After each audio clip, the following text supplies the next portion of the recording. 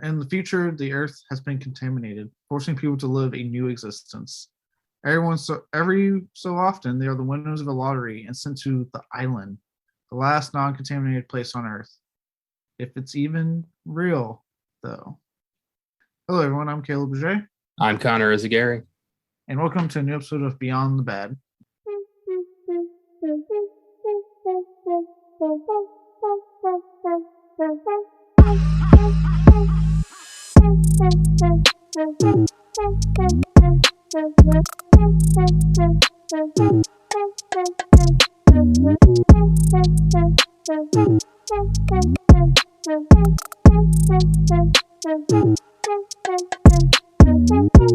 Today we'll be talking about 2005's Michael Bay directed The Island, a film in his particular filmography that has kind of just came and went without much fanfare, especially in regards to, I would say, everything like pre-Transformers and to an extent the first couple of Transformers films.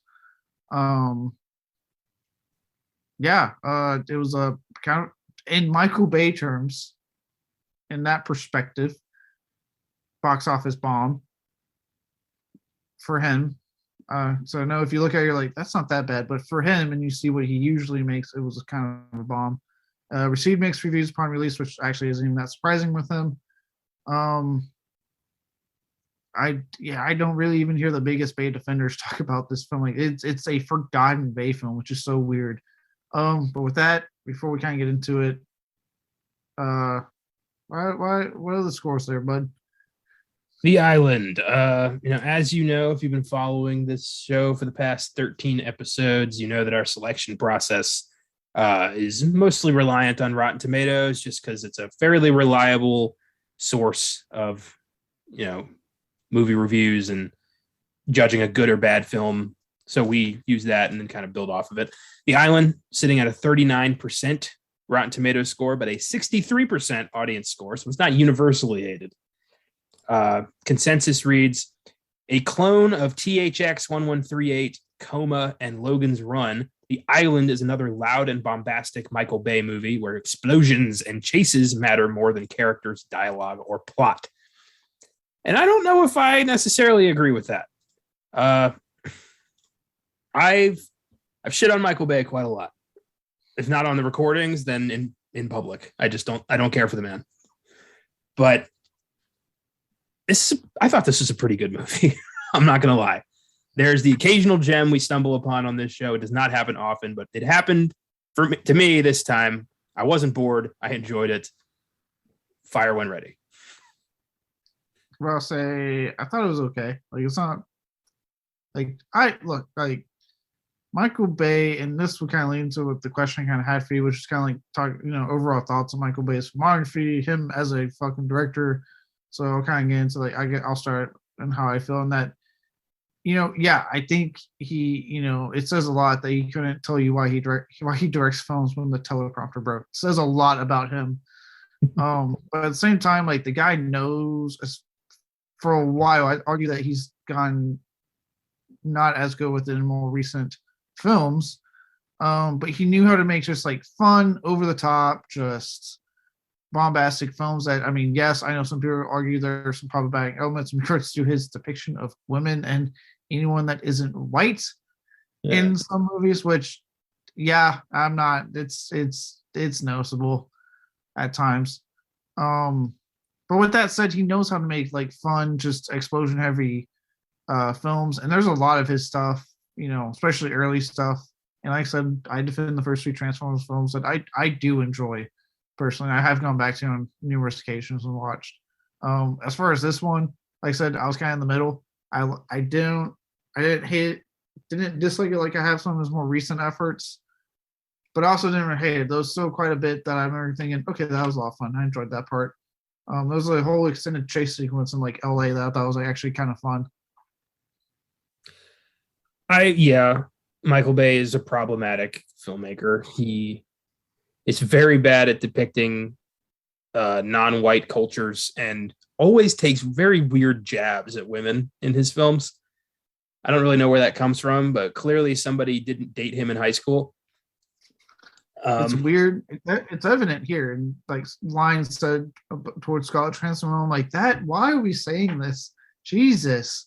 Yeah, I've got some of those coming when we do our awards, but yeah, it is weird. It's the film goes out of its way to like really make it known that like McGregor might have a chance at reclaiming his life, but she's property, which is really fucked.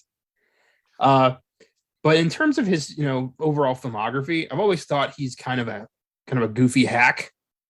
But I mean, The Rock is a classic. But is it a classic because of him? I don't think so. I don't think he is the reason any of his films are good. I think it's owed to everybody else. Because I think he kind of represents the douchiest aspects of Hollywood. Just the absolute arrogance and misogyny and just ridiculous shit all came to life and called itself Michael Bay. Yeah, I mean, we have one of our, shitty awards named after him. He's a joke. Let's be honest. I mean, yeah.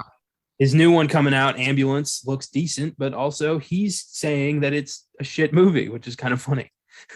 Yeah, he complained about the CGI in his own movie. I was like, you directed the movie. Yeah. What are you talking about? Well, I might have told this at some point on one of our shows. I don't remember when, but this feels like a good time to bring it back up. My uncle worked as an extra on a couple films for Robert Rodriguez. You can see him in the background of Machete Kills and Sin City: A Dame to Kill For, which is pretty cool. But by getting that work, he was able to get work on Transformers: Age of Extinction, where he played a extra in the background there. And I got to hear stories of the differences between how a director like Robert Rodriguez works and how a director like Michael Bay works. And Rodriguez took the time to not only learn my uncle's name, but remembered him when he came back for Sin City and like told him, do this. Can you do that? That's great. He was a very friendly, personable director. Michael Bay just called my uncle gray-haired guy. Didn't even bother learning his name, ordered him around like a dog, and was just an absolute prick. So that tells me all I need to know about Michael Bay's character, and I'm good. I mean, I've already heard stories enough to know about Michael Bay's character to be like, this guy's a douchebag. I think it came to light recently, I guess because of his, diagnosis. Bruce Willis, it was like confirmed would not work with him after Armageddon, like absolutely despised him as a director in person. Was just like, this guy, I think the way he wrote it was like, he just yells at people. He doesn't try to direct. He just wants to yell to get what he wants done. And he goes, I can't do that. He's like, I'm not ever working with this man again. There's that video. I don't remember what film it was on, but it's him going like, Bay going, am I very fucking clear? Like to somebody. Like, yeah, he's his own worst enemy. And he creates a volatile set. I get that vibe. That like, oh yeah, it's just uncomfortable the whole time. Even someone that I've kind of complained about recently with some comments, and Ben Affleck on the commentary track for Armageddon, apparently he went up to Michael Bay and was like, hey, wouldn't it make more sense to train astronauts to be oilers instead of like how we're doing it? And apparently Michael Bay looked at him and just went, shut the fuck up. Like, why? Are you mad because he's right? Like, Ben Affleck actually has like a solid point. Like, why do you have Oilers doing this? I am frankly amazed Michael Bay has not been Me Too'd and canceled yet. Dude, I know, because there was the whole thing with the first Transformers when Megan Fox, it was she was like putting out a lot of dirty laundry. Other than calling him, essentially comparing him to Hitler, which I actually, and now I kind of laugh at. That she was like ballsy enough to say that on an interview. Like, I guess you go, Megan Fox. Still think you're fucking weird with the marriage to MGK, but whatever. Well, wasn't her audition tape like basically just washing his car? Yeah. I rambled, but yeah, that's what I was. Yeah, it was like literally washing his car. I don't know if stated clothes. Don't know. I'm assuming it was probably something like a bikini or something. Knowing Michael Bay. I'm like, what the fuck does that have to do with like, a performance in your movie, dude? Well, I mean, has he been getting decent box office success. Did the last night, did that Transformers movie do well? It did no, it did okay compared to the others. Okay. But I think that was because people were getting legit tired of Michael Bay Transformers films. It was like, okay, enough's enough. And then Six Underground didn't do well on Netflix, and no, I can't imagine Ambulance doing very well in today's climate where really only blockbusters are making money. yeah, I think it's safe to say, and I kind of talked about when I did my review for Six Underground. I think it's safe to say that like he won't have he won't have the big hits like he used to. I really think his time's done. The fact that like the last Bad Boys film was not directed by him. Yeah. It was directed by two other people and it was a big hit. And he just showed up in a cameo and he looks fucking terrible trying to maintain that hairdo, by the way. Yeah. For me, everything I know is like, okay, you can't even like get your own third film off the ground because you and Mr. Slapgate Will Smith cost too much money. My favorite thing Bay ever did is a brief cameo in the 1999 masterpiece Mystery Men, directed by Bay's friend Kinka Usher, who did one movie and said, fuck this, and got the hell out of Hollywood. He plays the head of a frat boy gang who asks Jeffrey Rush's character if he can bring the brewskis down to the laser room. And Jeffrey Rush is like, yeah, of course. And they all like, ah. So that's always been Michael Bay to me, the dude who asked if he could bring the brewskis. I've never had any respect for him because he clearly does not have any respect for anyone else. No, he thinks he's hot shit because his movies. I mean, unfortunately, again, we talk about that whole. I always talk about, right? Audiences dictate what gets put out in theaters to a certain extent. He was making billion-dollar box office films. I mean, Jesus Christ! Like it was a guarantee if his name was attached to it, it was gonna be a huge hit for a long, long time. I'd argue Transformers kind of ruined that after the third film, and that's when you kind of started seeing the downhill decline, where people were kind of like, okay, might be a little tired of this guy. Well, didn't the fourth one do really, really well though? Yes. So I think it probably after that. I think once he was churning out 2.5 hour to 3 hour Transformers melodramas with Boston Texan Cade Yeager, I'm never going to let that go away. I think that's when people said, okay, no, we're not doing this anymore. And we're done. Yeah. Sometimes he has like his moments where I'm like, oh, there's a director. Like when he did Painting Game, I remember watching going, where's this Michael Bay? Why don't I get this Michael Bay? Or like 13 Hours, The Secret Soldiers Benghazi.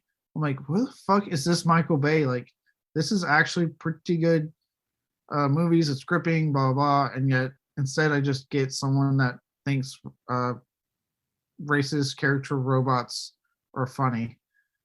Well, I've read stories about him. Like, I guess when he went to film school, his teachers thought he was like one of the most promising students they've ever taught.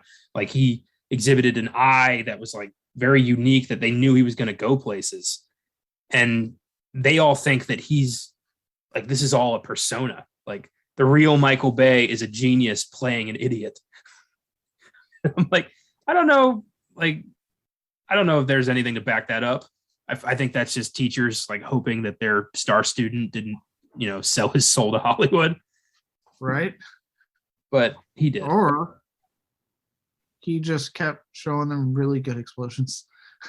I guess. I mean, that swooping thing he does in all of his movies. I guess that was the eye that they saw. Like, oh, nobody's ever done that. His fucking hero shot he does every movie where they have to stand and the camera swoops. Yep. Every single movie. I look for it now. Like it's like I play bingo. It's Michael Bay bingo. Like, God, explosions, racism, misogyny, swoop. That's going to happen in Ambulance. Like, it's going to happen to both our main characters. Going to have their moment. Yeah. I'm going to text you just swoop when I go see Ambulance and it happens, just so you know that I just witnessed a swoop. When are you seeing it? Probably Saturday. Oh shit. Okay, so one of us will be texting each other first about swoops. I'm seeing it Saturday. So sounds good. God, yeah, Michael Bay. he's a director. He works in Hollywood. He has, believe it or not, made some of your favorite movies, especially in The Rock and Armageddon. A lot. I personally do actually really like those films. Me too. Yeah. Rock does have the famously line, "Winners go home and fuck the prom queen." Which, do they, Sean Connery? Do they? I don't think all of them do. Carla was the prom queen. I think my favorite, if we're going Michael Bay quote, I love in Armageddon, and this one's improvised, so no credit goes to Bay whatsoever. Bruce Willis goes up to his team and says, "U.S. government just asked us to save the world. Anybody want to say no?" That's some hardcore shit. Oh yeah, Bruce. Yeah, goddamn. Armageddon's a fun movie. I will give him credit. That movie's badass. That one is. I've always liked Armageddon. Yeah. I will say Bay hasn't had a bad producing career. For those who don't know, he is one of the three heads of Platinum Dunes. In case you're wondering, that sounds familiar.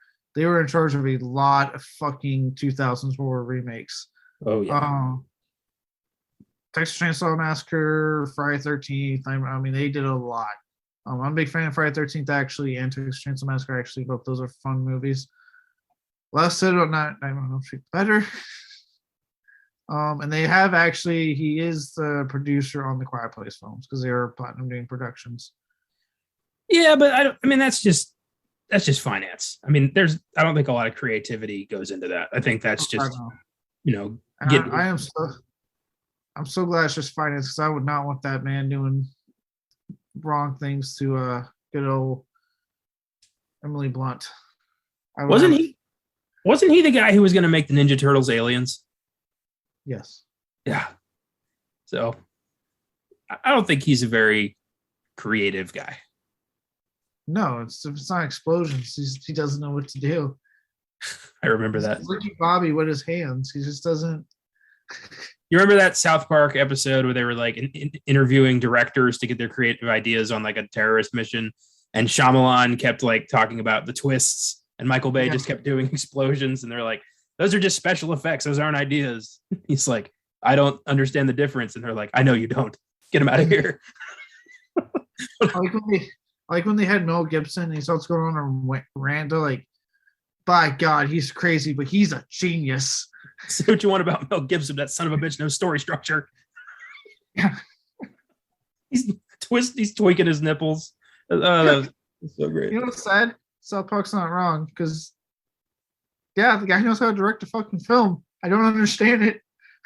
Yeah, I don't know. Maybe there's something in deep-seated racism and misogyny that just really brings out your creative eye in some cases. In Mel Gibson's case, yes. Yeah. I just hope he got the blowjob at the hot tub he wanted so bad from his wife. Yeah. If he didn't, he can call Al. They can hang out together. Throwback. Check out episode 3. But yeah, it's just it's weird how some people just are immune to cancellation. And Michael Bay seems to be one of those guys. Like, despite his weird history with women, nobody's really calling him on it. So he gets to make ambulance. He keeps getting to make movies. I don't get it. And I really thought after seeing 600, I was like, are we done? Are we like, is this done? We done with Michael Bay? Is he just going to be producing now? And I was like, then I saw the trailer first. I was like, oh no, he's still directing. We're still giving him a chance, I guess. Yeah, it's kind of weird. I'd love to know, like, whose nuts does he have in a vice in Hollywood? All of them. He's like the Kevin Feige of like MCU plans. He just has various nuts and vices. So like when Weinstein went down, he's like, I got other ones. It's fine. I'll just get rid of these. He's got contingency plans. Just constant. Like, somebody else goes down, he's not going down. It's like Voldemort and his Horcruxes. Like, you can't kill this guy unless you kill everything. I don't know. It's just weird to me that some of these people just can't seem to go down despite when everybody else is going down for the same reasons. Yeah, some people just escape it. Um, with that, unless you got anything else, I guess we'll go into the development, which is almost SWAT on this film being made. Apparently, like it went along smooth, like any Michael Bay production. And I won't say smooth in quotation marks. If you ever seen behind the scenes, this guy yells a lot. The stories are very true. I would hate to be on one of his fucking film sets. Um, so really the question becomes, what exactly made this the lowest grossing film of his career? Which again, I know 160 million. You're like, that's a lot. For Michael Bay, that's like making 1 million on his movie. Like it's chump change, apparently. Um, and both Bay and the company have kind of come to the same conclusion, which is they think it was poor marketing on the film. Yeah. Bay himself has publicly stated 3 issues that he found. One, an already crowded summer, which for those who remember how summer movie season used to be when it wasn't MCU, DC, well, okay, MCU dominated because DC doesn't know what the fuck they're doing anymore. And they have a new wrinkle in their fucking plan. But before that, it was like literally just all the dumb, barely any storyline, just loud films came out during the summer, like one after the other. And you would have like I do remember there'd be some where it was crowded. It was like at least 1 or 2 films a week, it seemed. Well, I remember that was back in the day when like you couldn't, buy your seats ahead of time. You had to just kind of hope for the best at the theater and hope you didn't, either not get a ticket or sit next to a fat guy. Like there was just that was all that. I remember that was, the middle of the Harry Potter craze where Goblet of Fire was the big one that year. You had Batman Begins, you had King Kong, like some big movies came out in 05, but also a lot of shit movies. I was looking through it, like that might be the worst year of film that I've been alive. Just the amount of shit movies. Like, let me just read off a couple of 2005 releases for you. One sec. Let me get to my letterboxd here. Take your time. We're not on a podcast right now. There we go. They'll wait. They know what we do. They'll wait. Will they? All right. Adventures of Shark Boy and Lava Girl, the Amityville Horror remake, Bewitched, Charlie and the Chocolate Factory, Cursed, The Dukes of Hazzard, Fantastic Four, the House of Wax remake, The Legend of Zorro, The Pacifier, Son of the Mask. I think that's good. But what the fuck, man? 2005, what a year. Apparently. Meth, it's a hell of a drug, I guess. I mean, in Hollywood, I think cocaine probably fueling a lot more of this. I would love to see what a production by a methed up producer and director would look like, though. I don't. I think that'd be terrifying. Sure, we've seen a few and we just don't know.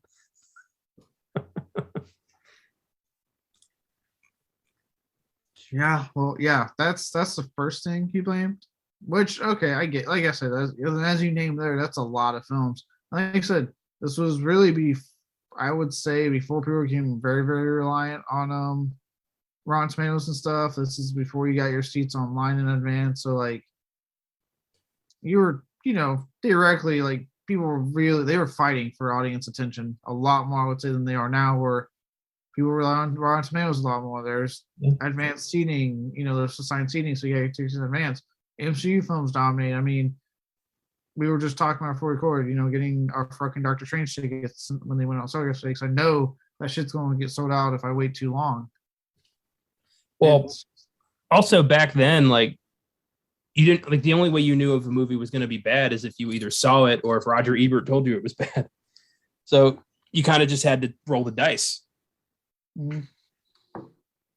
So I can kind of get that first statement. Like, okay, if it was a really crowded summer and the time was a little bit different than we have it now, okay, I can see where you had some issue probably getting people's attention that way. The second issue was he said was the title, as it doesn't give the audience an idea of what the movie is about. I don't know if that's accurate. I mean, I feel like the island is more, it's a metaphorical idea of hope, of freedom that they're trying to get to. If you're watching the movie, I mean, that makes sense. But I guess going into it, maybe. I don't know. I think that's murky. Yeah, that one's murky. Um, the third one, I can see what happened. And the third and final one, he said the ad campaign wasn't the strongest as they sold it as a more intellectual sci-fi film as opposed to his usual brand of action film, which again in 2005 you could argue was like maybe peak like Michael Bay, right? Like when people were like they saw his name and went, oh, this is gonna be a fun dumb time at the box office, cool, and would go watch it. You know what I mean? Yeah. I I love that anybody thought Michael Bay was producing an intellectual anything. I think that's hilarious. Actually, the whole intellectual sci-fi film has to do later with my one of my award categories. So actually, I won't go too in depth, but yeah, I mean, I should have watched the trailer for this and I didn't because I'm like, well, what was the ad campaign then? Like, but I mean, yeah, even in 2005, like at this point, if you see his name on a movie, you should know what you're getting into. I mean, he has given you Rock, Armageddon, Bad Boys 1 and 2. Like, you should have an idea of what you're going in for. Instead of like, is this going to be a more intellectual film from him? What? I remember the trailer for The Island. I remember that back in 2005, 2004, maybe. I remember seeing some movie, maybe it was King Kong, I don't know. And I saw the trailer for The Island and I thought, huh. And then I never thought about that movie again until last week. So I guess it wasn't a very effective trailer because I didn't want to see it, but I was like, all right. So you're saying that he might be right on the trailer about the trailer point?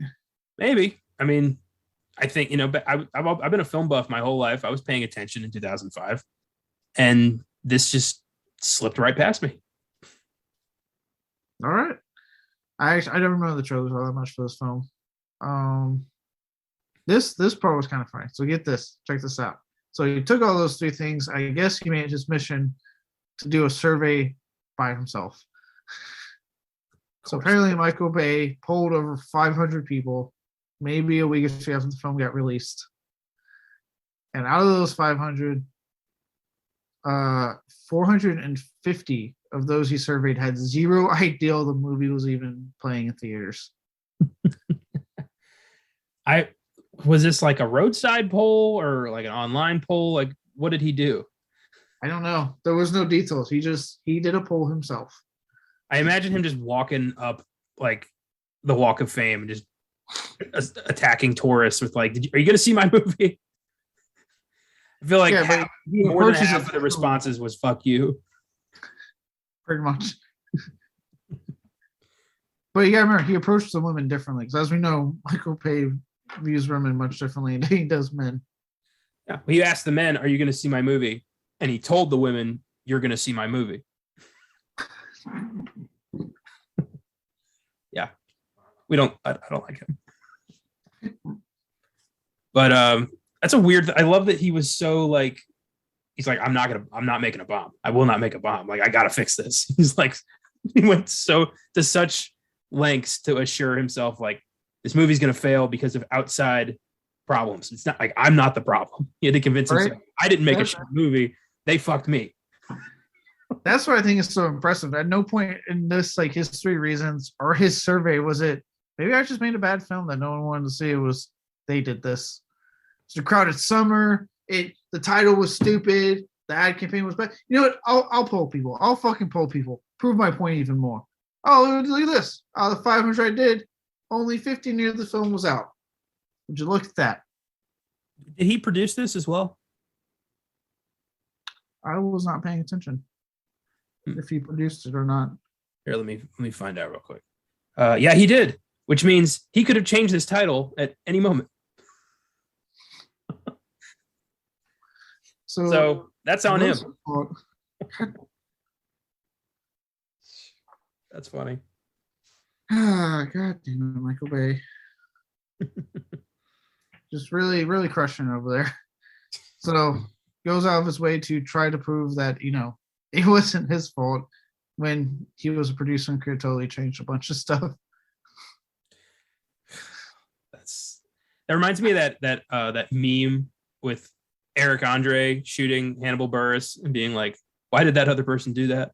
You know that meme? Like that's what he did.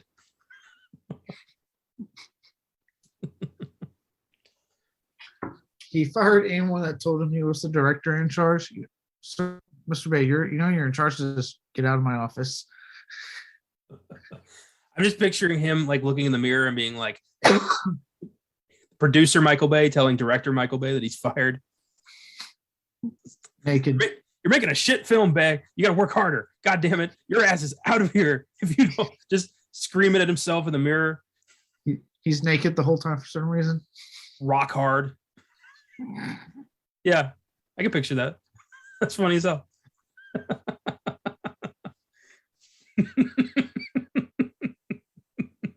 God. All 3 inches rock hard. What a maniac. Yeah, I can truthfully say when I hear about him retiring or at some point passing, I don't think I'll be all that saddened like I am with some people I hear about. I'll be like, oh, okay. He's not making films anymore. Yeah, I get it. He's like a flea that won't go. You can't get rid of. It's weird. Like you can try the shampoo, you can you can do whatever you want, but it's not going away. No. You can't get rid of him as much as we'd like to. No, he's come back with a new one. I thought he was done. But then again, we're part of the problem because we keep seeing his movies. It's true. We're in a very toxic relationship with Michael Bay. I feel like I'm in a toxic relationship with most of Hollywood. It's like I could end this relationship whenever I want, but then I'm gonna feel lonely.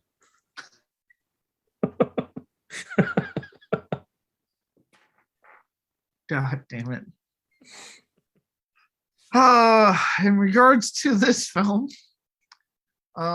many when it came out, right? So, like I said earlier, one of the things that you complained about saying that was against it was they advertised as a more intellectual sci-fi film, as opposed to his usual stuff.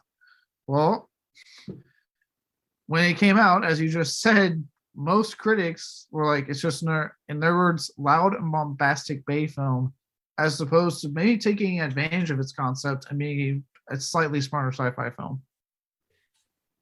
Bay trying harder to step outside the box. There's no precedent for that. I don't know why people expected that. Can you imagine if someone's like having that sit down and you're like, okay, Bay, we really need to step outside the box. And he just looks at his wealth that for some reason is off to the side of him because he always has to remind himself how wealthy he is. Or remind people how wealthy he is. I'm picturing a talk show like Letterman or something, and he's asking him about like, so intellectually, how did you approach this film any different than some of your past work? And Bay just goes, like, he's silent for like 12 seconds. And then he just goes, like starts doing that. And everyone just like doesn't quite know what to do. And he's like, I think that answers your question. Get him out of here. Does he do the talk show circuit? Does he do press tours? I think I've ever seen him do any of that. I want to say he I don't know. Yeah, I can't recall an interview I've ever seen with Michael Bay. Like he just collects the check and moves the fuck on. I mean, do you want to see an interview with Michael Bay? Do you want to hear this man talk about his filmmaking process? I kind of do. I kind of want to know what goes on in that weird head of his. Like he does not think the way the rest of us do, and I want to kind of see how the wheels turn. I'm curious. I mean, anybody who's going to badmouth their own movie a week before it comes out is not thinking on the same wavelength as everybody else. No.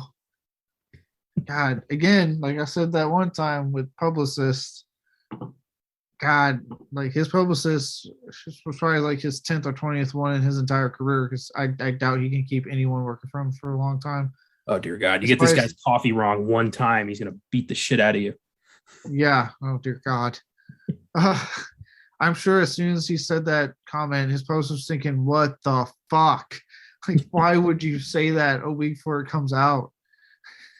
I bet the producers are like, Jesus Christ, dude! Like we're already not anticipating a huge bump, but way to take that away from us. Yeah.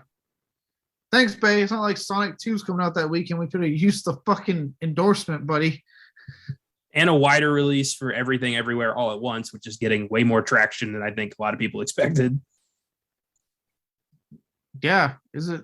I still cannot get a fucking time playing near me. It's pissing me off. I really want to see that. I've got a few. I might, if I have extra time, I might go. I do want to see it. I don't know if I'll be able to see it in time for sneak preview this weekend, but I'll do what I can. Okay, we'll try. The other thing they criticize, and this, if you have seen enough Bay films in your lifetime, I feel like most of us have, whether we want to or not. A lot of critics also came out with something that's not surprising in any film I've seen of his, and that is the less than stellar story. I'm kidding. He's not good at stories. The excessive use of product placement. Oh my God. As if he doesn't do it every goddamn movie. I have more on that for my awards, but yeah, it's ridiculous. Like, so how many times am I going to see the Xbox logo in a Michael Bay movie? He really fucking has a good deal going with Xbox because Jesus Christ. Well, I love his argument. I was reading in the trivia. He addressed this. He's like, what? They're not going to have products in 2019? Like, it's laughable to think we're not going to be using products in the distant future. I'm like, that's not a good argument, Mike. That's a terrible argument. Come on, Mike. Come on. I mean, take, for instance, is one of my favorite movies, Back to the Future Part 2. Takes place in the distant future. It does have some product placement, but it's not lingering like it's trying to impress people, like impress the stockholders. Like, look, there's Texaco, pay me. Like, also, yeah, that's the difference, that his lingers to make sure that he gets the money from the sponsor money from it. Yeah. It's like you need 5 seconds or you're not getting the $1 million. I feel like he's like, all right, 1, 2, 3, 4, 5. All right, pan out. Like, he's making sure he gets the proper amount of coverage to get paid. It's and it's just like, dude, no, there's like, there is, yes, you can get away with having a film where they have actual things like a pizza or something and it's just a part of the fucking story and you move on. Yeah. But how he does it, like how I think at one point Ewan McGregor gets like a Michelob and like he puts it down and the camera fucking stays there for like 5 seconds. And I'm like, okay, you can move away from it now. At any point, you can get away from the fucking beer can. Or like in the Age of Extinction, Transformers Extinction, when they run into the Bud Light truck and literally the movie stops. So like Mark Wahlberg can yell in Boston, Texas accent about fucking Bud Light and pops one open, drinks it real quick. It was literally stop the movie. We have to do the sponsor real quick, and then we'll get back to our regularly scheduled programming. Like, no, that's what we're talking about. But it's ridiculous. You pause your fucking movie for it. I'm actually looking forward to running a mental counter and all this shit for Ambulance. You think he's gonna put the Xbox One, whatever the new one's called, in it? Because he's done the Xbox, he's done the 360. Apparently, the Xbox Series One, whatever the fuck the new one's called, I always forget because I'm a PlayStation guy. It's been in stock for like the past week, so apparently the shortage on that's gone away. So PlayStation, hurry the fuck up. So yeah. You think he's going to put in Ambulance? We'll see the new Xbox pop up. I put Vegas odds that somebody in that movie is going to be playing an Xbox. I guarantee you, somebody, or they're going to drive past a display in the store of Xboxes. Something is going to be in that movie. It's happened too many times to discount it. It's definitely going to happen. He is getting so much money from Microsoft alone with the Microsoft shit he promotes in all of his movies. It's ridiculous. He's basically making 2.5-hour commercials. Yes, they occasionally pause to make sure that we talk about the Romeo and Juliet law in Texas. That is the weirdest shit he's ever done, and he has done some weird shit. That to me kind of told me, okay, this is the type of guy he is apparently. And again, how you not get canceled when that to me kind of says like something about you as a director, as a person.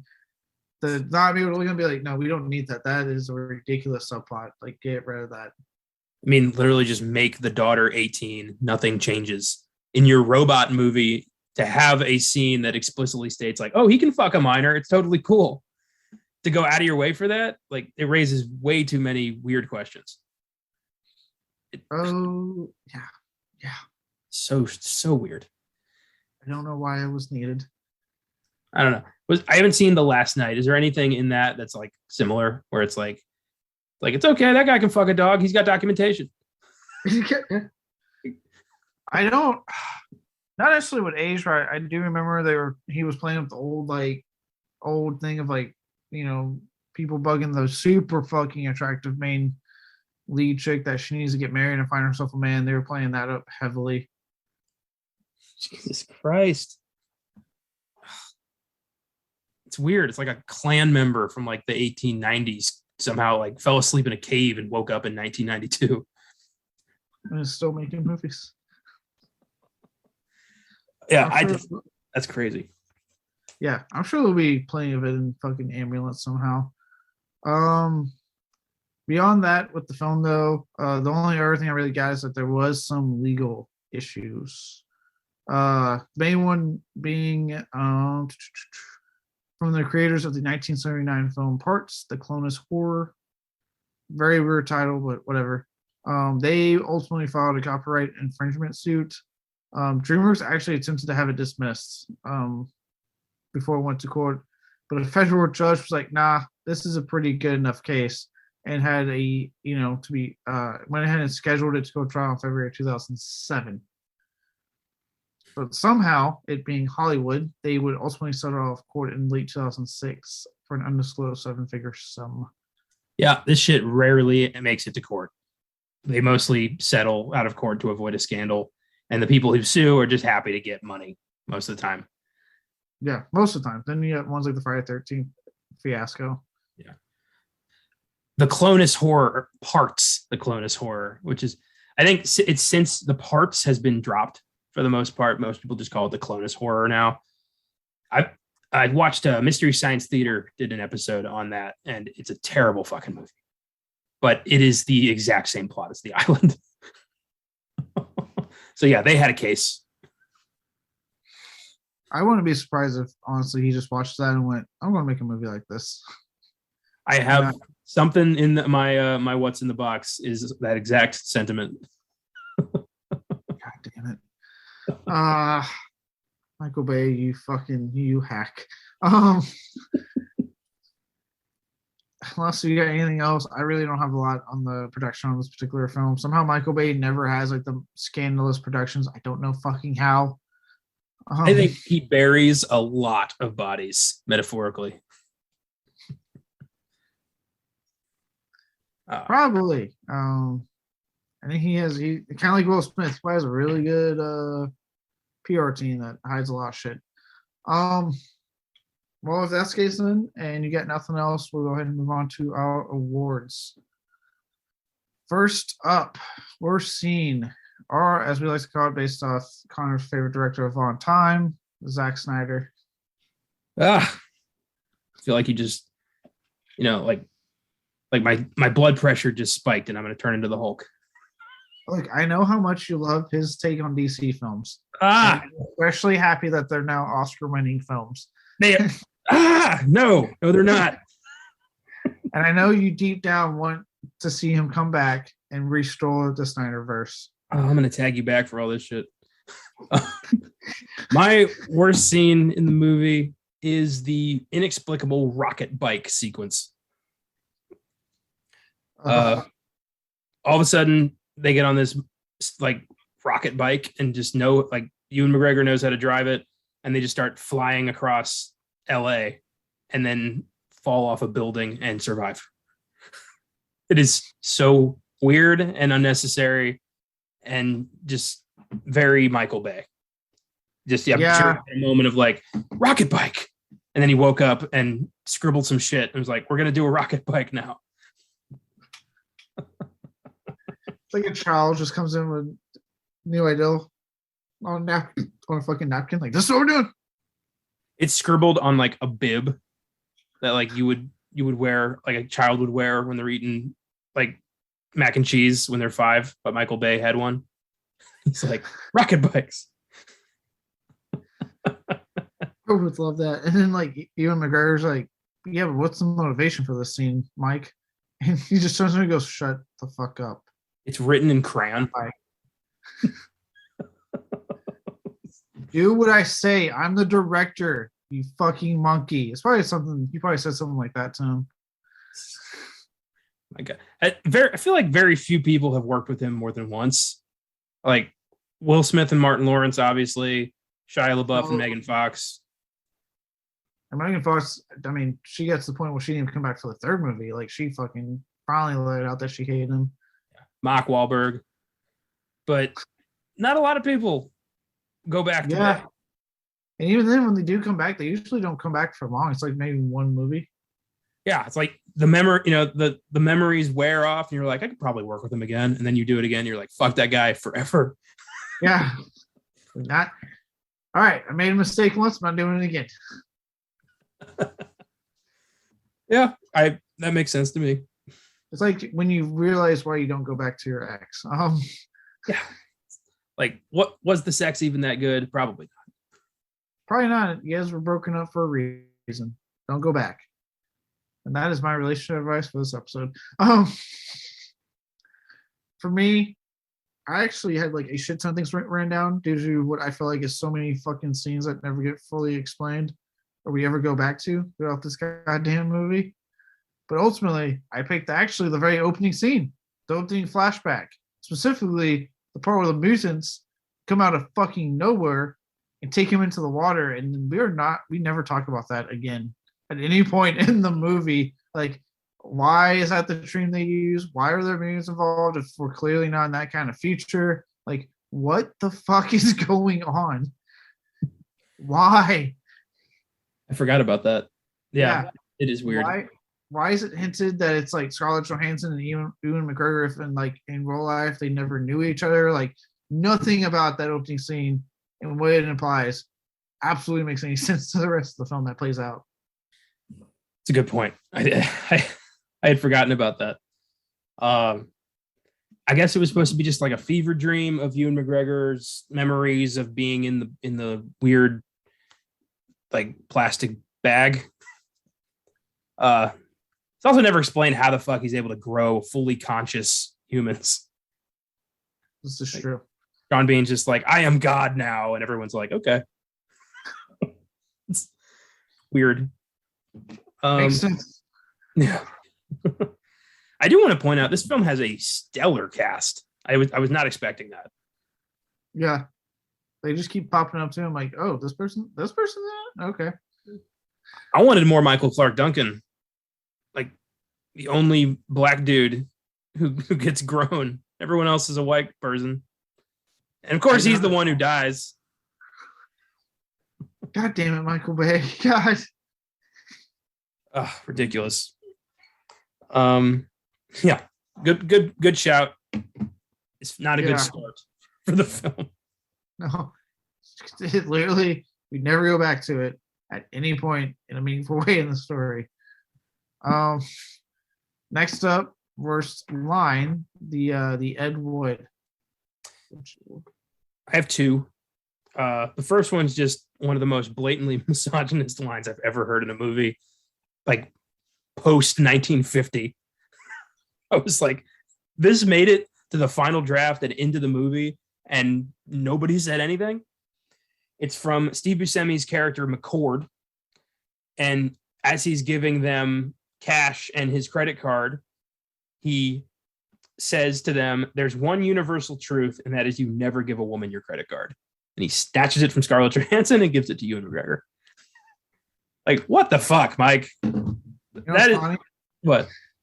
I had 2 lines also, and that was one of them. It's just horrible. I was like, what the fuck? Really? Like, no woman on set said, hey, Mike, that's kind of fucked up. Like, nobody said that. If they did, he shut them up.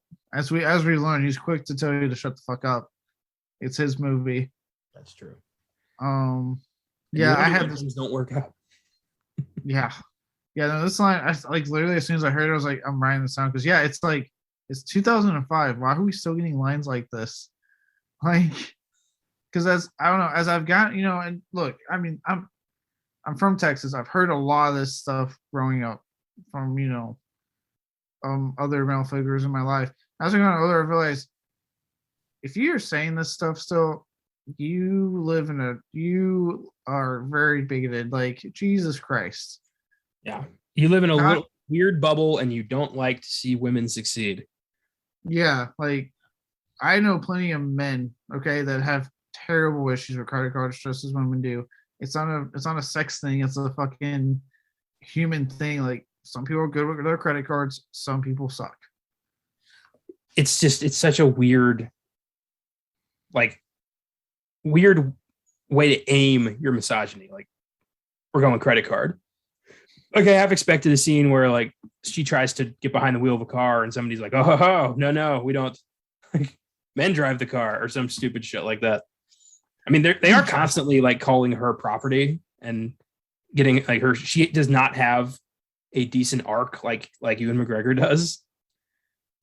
I mean, we never get to meet her like client. I mean, her whole thing is that she they're virgins. Like, that's her whole thing, is like they haven't had sex. There are versions that apparently fucking last a long time and have porno quality sex, or at least like they've been doing this for years the moment they have sex. I was like, look, Michael Bay, let's be realistic here. Their versions, he lasted a second. And then they laid there going, so what'd you think? It's not, it's not unique to this film. It's a pattern with him.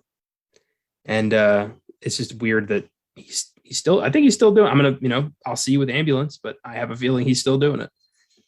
I wouldn't be surprised if he's still doing it. My other line is simply delivery, and it's when Sean Bean and Ewan McGregor are about to have their climactic fight at the end, and Sean Bean calls him like whatever his name was, something Delta or whatever. Was that her? Delta. It was like Delta 2 something weird. But he yells out, "My name is Lincoln," and it's so terrible. It's such bad delivery, and then they start fighting. I'm like, there was no power in that delivery. Like, so. Okay, yeah, that's a good one. I could argue. Honestly, there was quite a bit, and I like Ewan McGregor, but there was quite a bit of times where I was like, "Not your best work here, buddy." Yeah, good lines. Like I said, I had 2 also, but you kind of took one of mine with the this one universal truth, which I You're welcome. Yeah. It's kind of hard not to put that down. Like you said, it's like as soon as you hear it, you're like, wow, okay, so we're not out of the 1950s yet. Awesome. What other like lines of them being second class do you want to put in this movie there, Bay, buddy? Like, yeah. Jesus Christ. But my other one is a quick throwaway line, and I don't know why. I think it's because like the delivery and stuff was probably meant to be funny, but it wasn't. It's at the beginning, after it comes to Ewan McGregor's knowledge that he's missing a shoe, and a character comes and says, "Hey, how you doing?" And he's immediately, without hesitation, goes, "I'm missing a shoe," and it just moves on from there. Yeah, you would think with the amount of focus put on that would have something to do with the plot, and it's never addressed again. Yeah, it's like a focus. He randomly says it. No one talks about it. They move on. And then I was like, if this was meant to be a joke, McGregor, your delivery did not tell me that it was a joke. Like, Yeah, this felt like a paycheck gig for both of them. Uh, I feel like most Michael Bay film, you're not doing a Michael Bay movie to express your creativity as an actor, to expand your craft. Let's be honest here. Well, The check. I've heard some early reviews. Apparently, like Gyllenhaal's crushing it in Ambulance. Well, some people can't help it. They're great in paycheck gigs too. I think he's one of those guys. Yeah, he may be smelly, but the man commits to his acting roles. I just wish he'd commit to showering. Yeah, that would be nice. Apparently, you can't commit to both with that guy. Now for the worst performance, the Steven Seagal. I got to give this to Scarlett Johansson, but I don't blame her. She did not have a lot to work with. Ewan McGregor gets dual roles. He gets to play the Scottish version of himself and American version of himself. He gets to have an arc. She gets to stand behind him and learn things after he learns things. Yes, and do what I really hate in a lot of these early like 2000s films where the gore when an action scene happens, he yells, "Watch out!" and then spends action screaming her head off while the guy does all the action, and then me sitting going, "Shut the fuck up! Like stop screaming, fuck." Yeah, it's not a great written character. I don't blame her. She's a multi-Oscar nominated actor. She has it in her. So I don't blame her. I blame the terrible writing, but she does lose the movie for me. Yes, it's terrible writing mixed with technically at the time very young Scarlett Johansson. I mean, I would say what she was probably in her 20s. Like she didn't have too many films under her belt at the time this one came out. True, but she had just done Lost in Translation, which I've heard is like some of her best work. This is true too. Yeah. So, but no, I get it. For me, I picked someone that after seeing this, I remember thinking for years, man, they are not giving this actor enough credit. Like he keeps just popping up in little fucking roles and goes away. But now I'm losing sympathy. It's like either get a better agent or do whatever you need to, but stop doing these shitty fucking supporting characters, Mr. Jimon Hunsu. I really hope I said that right. Yeah, I think you did. Wow, I didn't expect that. Yes, and it has everything to do with the fact that I'm tired of him doing these shitty supporting roles when we know, like Scarlett Johansson, the guy can act. We all know. To his credit, he usually commits to these roles, but I'm tired. Like I said, I just feel bad for him. I was like, man, Hollywood's really doing this guy dirty. But is it Hollywood at this point? Like, this was 2005, and he was still doing these types of roles. And he is literally, last thing I remember, most recent thing I saw him in was probably the 8th Fast and Furious when he pops up as one of the fucking drug dealers or whatever. And I'm like, okay, is it Hollywood or is it you? Like, if it's you, you need to fire your fucking agent, dude, and get a new one that gets you some meaty fucking roles here. So that's really where this comes from, is that he's not terrible per se, because I actually don't really think too many people do bad in this movie. I just am tired of seeing him in these types of roles, knowing what he's capable of bringing to the table. That's fair. Because like Scarlett Johansson, he's a multi-Oscar nominated actor who has great skill behind in front of the camera, yet he keeps doing these random action movies. Like maybe, I don't know, it could be his agent. It could just be, he can't land a good, I don't know. Like you said, it's been decades. So I don't get that either. Yeah. Because even the MC, even when he was announced as being part of Guardians of the Galaxy, I was like, okay, sweet. He's in the opening scene, then never seen again. Have you seen Blood Diamond? No, that's the one I hear he's really, really good at. You really want to know like his strength as an actor, that's the movie to watch. That was his second nomination. Him and Leo have great chemistry. It's an awesome, violent, fucked up movie, but really, really good. That's what I hear from a lot of people. It's been on my list. It's been on my radar actually for a while. Yeah, like I said, it's not a terrible performance in like regards to what prior episodes of the show. It's just that I'm tired of seeing him do these roles. And like I said, man, I felt bad for him. I thought, especially now we saw in like the Me Too movement, calling out Hollywood for, not wanting to be diverse. So I thought, okay, Hollywood did him dirty. But it's been decades of him doing this role.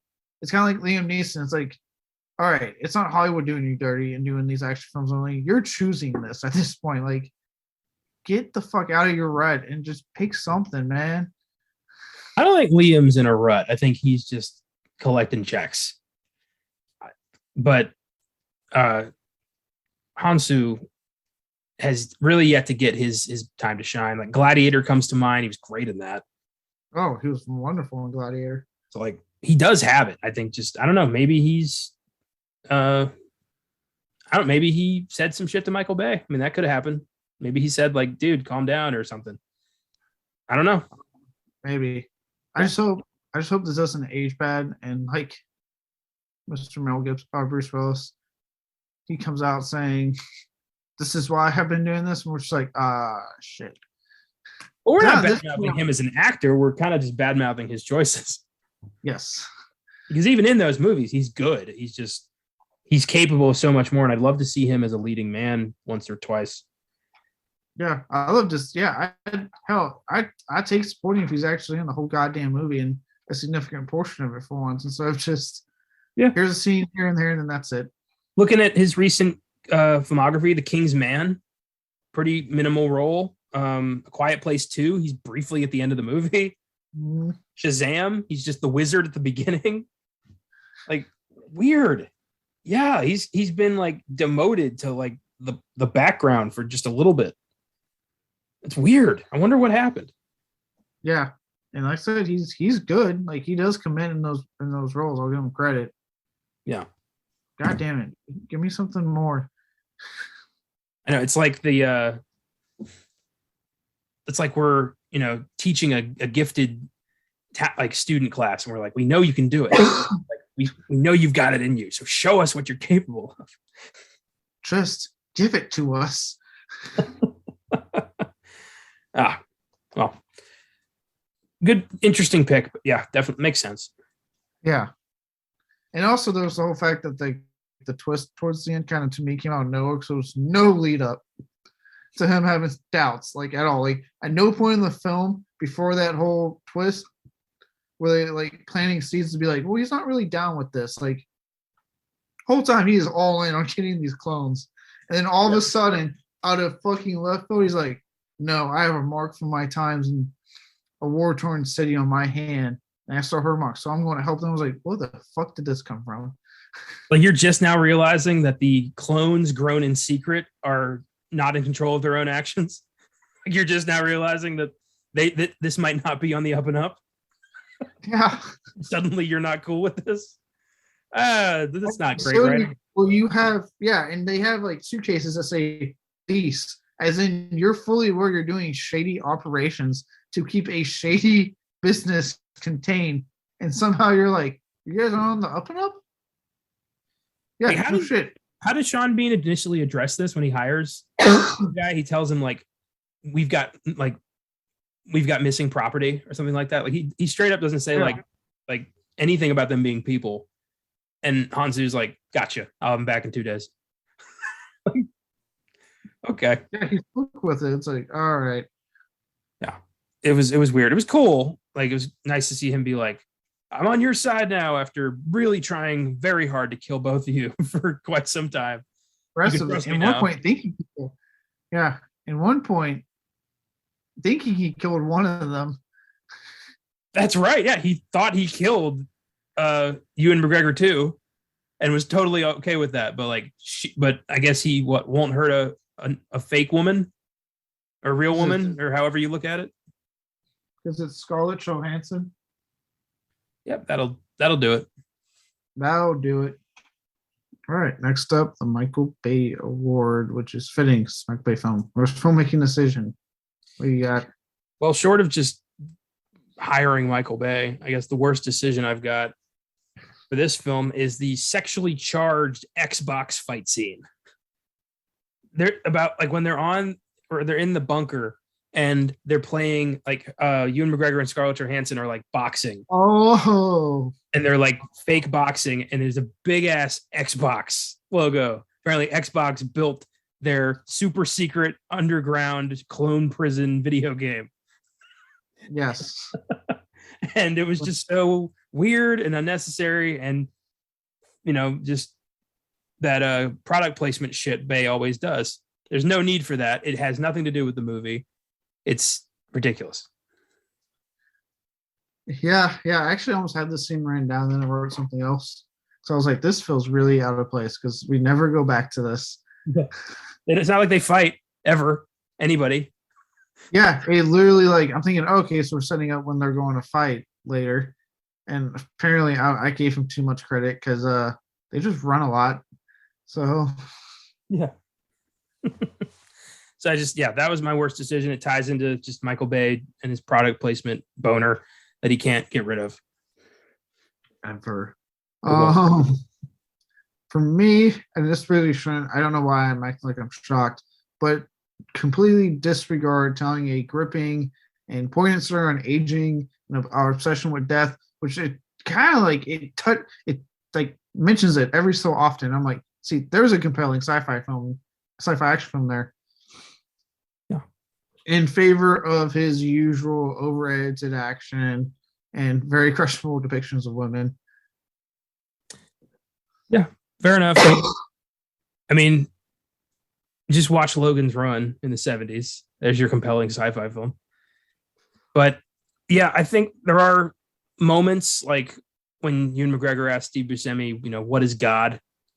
Like, it's interesting growing up in a world where you've been shut out of so much culture that basic things are just alien to you. And the film goes there a couple times, but then, explosions and car chases. Yeah, we have to do that first and foremost. Yeah. But again, I thought it was a decent balance and I wasn't bored. That's my ultimate thing. I wasn't bored. If a movie doesn't bore me, it's going to get my attention. So. Fair enough. Now that we've talked about our awards, I guess we'll move on to the silver lining. The positive we can take away from this, which apparently for you was very easy because you were entertained. So what do you got? Yeah, I could have just gone, I liked it. That's my silver lining. But I wanted to spotlight one specific scene that sold me. And that's when Lincoln realizes what this place is. It's when he goes through the pipes, ends up on the other side of this building and realizes that they're being grown, they're being killed, there is no island. He's got to get the fuck out of there. It's when Michael Clark Duncan is getting his liver taken out and he wakes up and runs down the hallway like, you promised I could go to the island. What's this? And he's screaming like, oh shit, this took a dark turn. And I thought that was done really well. I thought the setup was great. The buildup was great. The execution worked. And then it kind of just turned into a chase movie. But I really appreciated that. I thought that was well done. Yeah, that's fair. For me, it was a very simple fact that unlike a lot of his more recent films, that this is mostly a coherent film, other than a few scenes I don't like to, lead into anything. But it's mostly coherent, and my head didn't hurt. Like the legit headaches I've gotten from his two more recent efforts. So your silver lining is that the island did not cause you physical pain. Yes. That's a low bar, but I'll take it. Yeah. Wow. Yeah, you did not care for this movie. No. Because I could see what was there and like, ooh, this would be good. And I fucking dumbass me was like, oh nope, it's gonna be a typical Bay film. Okay, god damn it. There was something so much more underneath that. Well, can't win them all. And with this show, a good movie is rare. This is true. This is so true. All right. Let's move on because keep having fucking power outages here. And get to our next segment of What's in the Box. What's in the fucking box? Give me the gun. Before we do that, I do just want to give a quick appreciation shout out to Zoom. We've had to restart a couple times due to some stormy weather over there. And I remember when we were doing this with Skype, it was such a fucking disaster. We had to Like we couldn't take a bathroom break without the whole thing shutting down and being like, oh, you're clearly done, and then ending everything. Jesus Christ, Skype. Ever since we got Zoom involved in this, it's been just pretty much streamlined. So thank you to that service for letting us do our show. What's in the box? The Island currently sits at a 2.9 out of 5 stars on Letterboxd. It's not great, but far from bottom of the barrel, as we've seen in the past 13 episodes. Here are 4 funny reviews that I think you will appreciate. Number 1, this is from Mario.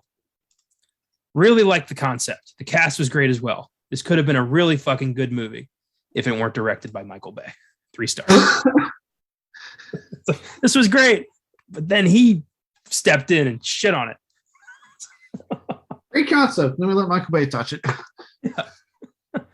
This one had me rolling because I did not make this connection, and you just know that Michael Bay tried to use this as a way to justify so much crazy shit he said over his career. This is from Zach AM. A guy named Lincoln frees a bunch of slaves. 3 stars. Oh, damn it. I didn't even make that connection, but holy shit. Bay wasn't that smart. I'm not a racist. See?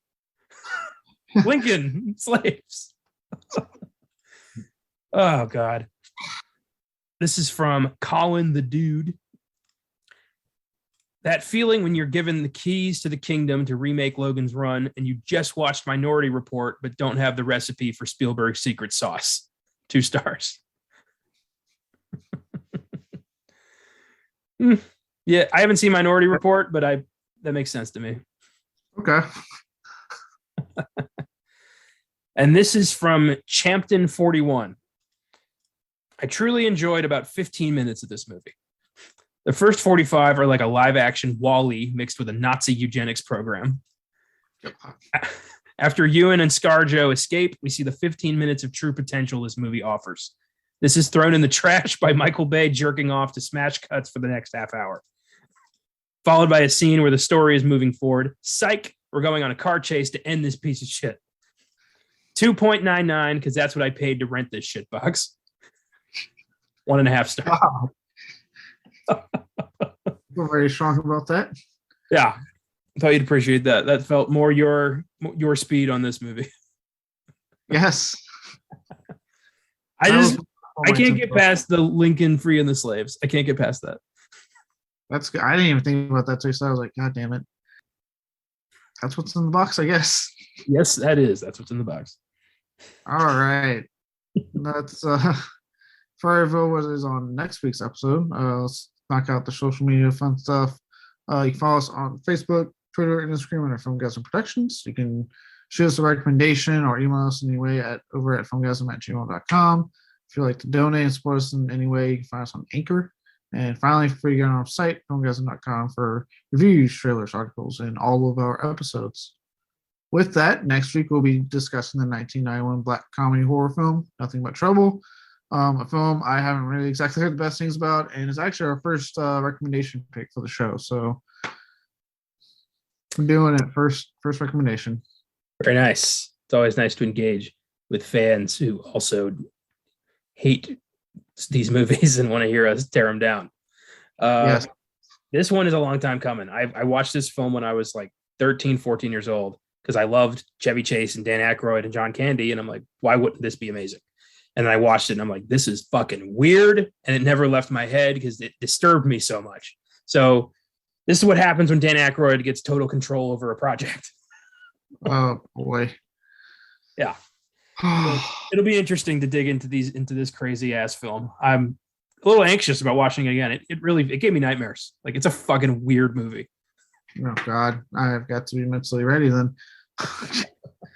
On the Filmgazm front, we're not gonna get that weird. We'll be talking about the Spielberg, Robin Williams childhood favorite of, I'd say, most of us on the team, Hook.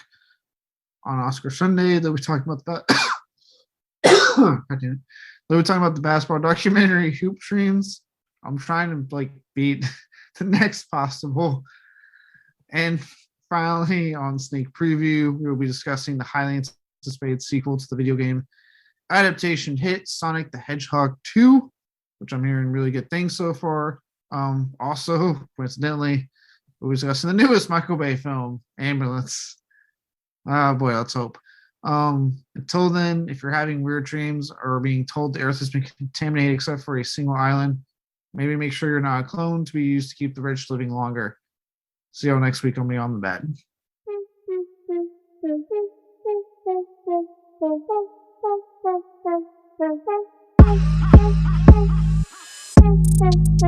Thank you.